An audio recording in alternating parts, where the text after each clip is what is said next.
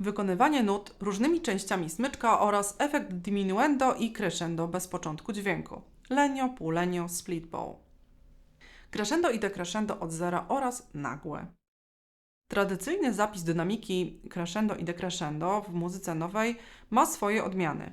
Jedną z nich jest zaczynanie crescendo z ciszy oraz doprowadzenie decrescendo do ciszy.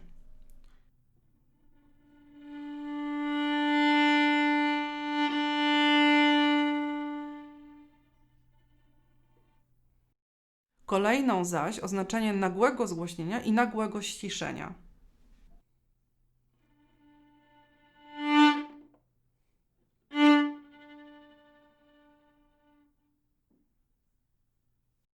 W literaturze muzycznej kompozytorzy często w legendzie proszą o granie dzieła całym smyczkiem, co traktowane jest jako efekt.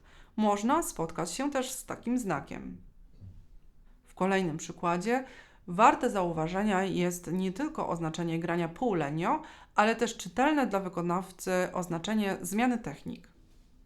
Również ciekawie prezentuje się próba wielu oznaczeń wykonawczych na takt. Oczywiście w standardzie zapisu znajduje się technika lenio battuto i lenio tratto. Zwyczajowo opisywana jest słownie. Natomiast płynna zmiana z techniki lenio na crine bywa oznaczona przez kompozytorów różnie. Sama technika półlenio miewa następujące oznaczenia.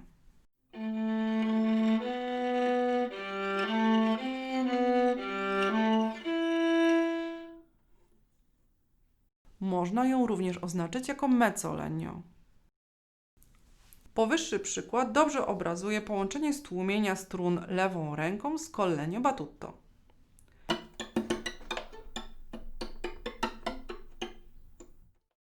Lenio wertykalne tratto można zapisać zrozumiale dzięki użyciu klucza instrumentu. Często też dla jasności wykonawczej klarownie oznacza się koniec efektu col lenio. Jeśli chodzi o nietypowe wykorzystania technik lenio, możemy wyróżnić przewracanie smyczka z crini na lenio w miejscu z dociskiem.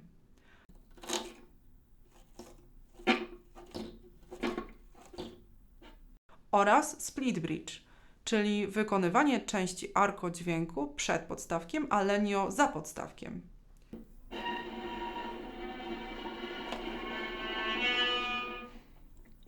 Jeśli chodzi o dobrze znane lenio battuto, to możemy wydzielić wykonywanie pojedynczych nut oraz free bounce.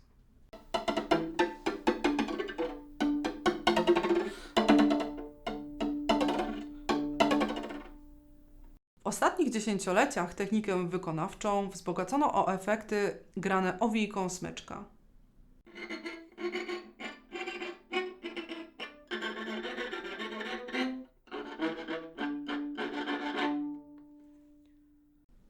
Oraz żabką.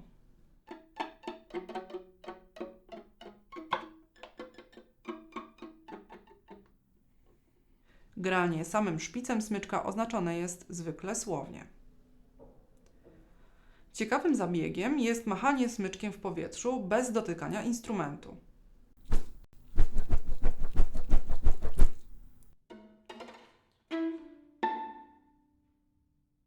Teraz w tej części wykładu pokażę Wam wszystko to, o czym mówiliśmy przed chwilką. I zaczniemy oczywiście od klasycznego crescenda i decrescenda, od dźwięku 0 z nicości do nicości.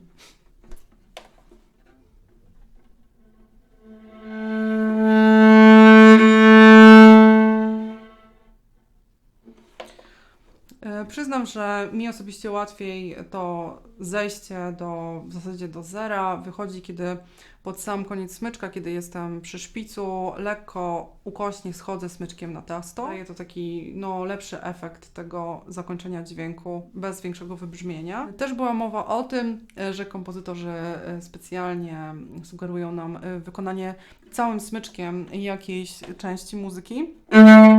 Tutaj, jeśli faktycznie to są jakieś szesnastki, szybszy rytm, wiadomo, że wykonanie czegoś szybkiego z szybkim rytmem wygląda trochę jak szamotanie się na instrumencie, jeśli mówimy o całym smyczku. Dlatego warto skupić się na początku każdego dźwięku z lekkim pyknięciem zacząć, takim akcencikiem, po to, żeby lekkim smyczkiem dojechać do końca jak najszybciej. Jeśli jest długa nuta, to nie mamy większego problemu, żeby zagrać całym smyczkiem. Jeśli mamy 32, to mówimy tutaj tylko i wyłącznie o efekcie, jeśli chodzi o próbę grania całym smyczkiem jakichś szybkich przebiegów. Mówiliśmy też o graniu półlenio, które to nie jest tak oczywiste jak granie lenio czy arco używane w XX wieku. Półlenio w zasadzie możemy technicznie wykonywać podobnie do lenio, jeśli chodzi o wygięcie prawej ręki. Mam kolegów, którzy wolą grać tak, ja osobiście wolę grać tak. Trzeba zwrócić uwagę, żeby na pewno crine leżało na strunie, jednocześnie z lenio. Jeśli chodzi o zmianę z lenio na crine, no to faktycznie najczęściej jest to taka strzałeczka. W zasadzie wtedy musimy nauczyć się obracać smyczek w ten sposób na strunie. Wtedy będzie nam dużo łatwiej powrócić. W przeciwnym razie ewentualnie tak też jest bardzo łatwo i szybko wrócić do normalnego grania arco. W zasadzie bez tej umiejętności obracania w palcach smyczka powrót do normalnej techniki arco jest bardzo, bardzo trudny. Więc to jest takie, można powiedzieć, wyzwanie gdzieś tam w połowie liceum, żeby to opanować. Jeśli chodzi o lenio battutto ze stłumieniem lewej ręki, to jest to jeden z najczęściej spotykanych przeze mnie efektów, jeśli chodzi o battutto. Najczęściej kompozytorzy życzą sobie, żeby struny były stłumione wysoko. Dzięki temu ten efekt jest podobny trochę do spadających kropel. Jeśli chcemy nisko stłumić, odzywa się więcej dźwięku, więcej przydźwięków. To już zależy od kompozytora, czego tak naprawdę sobie życzy. W poprzednich wykładach mówiliśmy o smyczku wertykalnym. Dzisiaj przypomnijmy, że jeśli chodzi o lenio, również może być wykorzystany jako smyczek wertykalny. Brzmi to tak. Ciekawym efektem jest nie tyle zmiana bezgłośna, co właśnie przewracanie z crine na lenio, tak żeby było to słychać. I smyczek wtedy stoi w miejscu, jest dosyć mocno dociśnięty do struny, tak żeby drzewcem dotykać włosia. I ta szybka zmiana powinna być słyszalna. Bardzo rzadko wykorzystywanym, ale ciekawym efektem jest tak zwany split bridge. Wykonujemy go dwojako, chociaż ja osobiście spotkałam się z wersją, gdzie włosie jest przed podstawkiem, a lenio jest za podstawkiem. Dzięki temu można wykonywać melodię. Może tak pokażę. Tutaj faktycznie, tu mamy włosie, tutaj mamy drewno po tej stronie. Możemy też grać w ten sposób. Wtedy włosie zdecydowanie przeważy, ponieważ granie za podstawkiem jest głośne, a lenio będzie tylko efektem takim w tle. Prawdopodobnie trzeba będzie użyć mikrofonu i amplifikacji, żeby to było słyszalne. Jeśli chodzi o techniki smyczkowe, takie jak battutto, które oczywiście używamy już od bardzo, bardzo wielu lat, to w muzyce nowej ono często jest doprecyzowane jako pojedyncze uderzenie, czy to lenio, czy arco, battutto, oraz coś, co możemy nazwać free bounce, które może być zarówno arco, jak i lenio. W przypadku pojedynczego uderzenia, moim zdaniem, bardzo fajnie sprawdza się, kiedy struny są stłumione lewą ręką. Pojedyncze, mocne uderzenie jest po prostu takim głośnym zabiegiem. Jeśli chodzi o free bounce,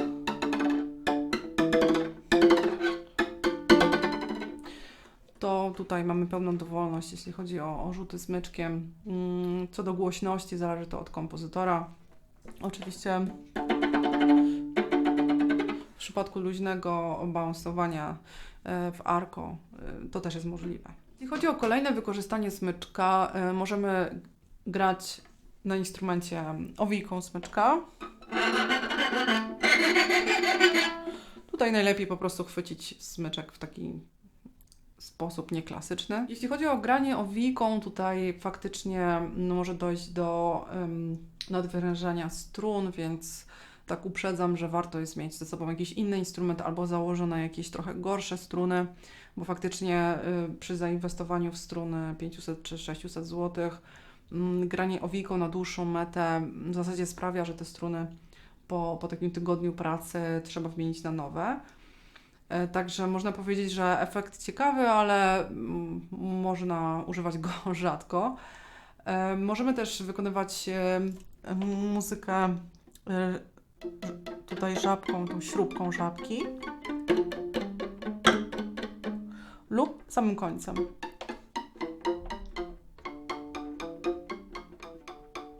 Jest to dosyć podobne do grania samym drzewcem, jeśli chodzi o wybrzmienie. Ostatnim takim nietypowym efektem, jeśli chodzi o wykorzystanie smyczka, jest samo machanie smyczkiem. Spotkałam się z zapisem pojedynczego machnięcia i wielokrotnego, i to w całej orkiestrze, co rzeczywiście w przypadku wielu osób na scenie może dać bardzo ciekawy efekt sonorystyczny. Także to tyle na dziś. Jeśli podobał Ci się mój vlog, zapraszam do subskrypcji mojego kanału YouTube, polubienia mojego fanpage'a na Facebooku oraz Instagramie i odwiedzenia mojej strony internetowej.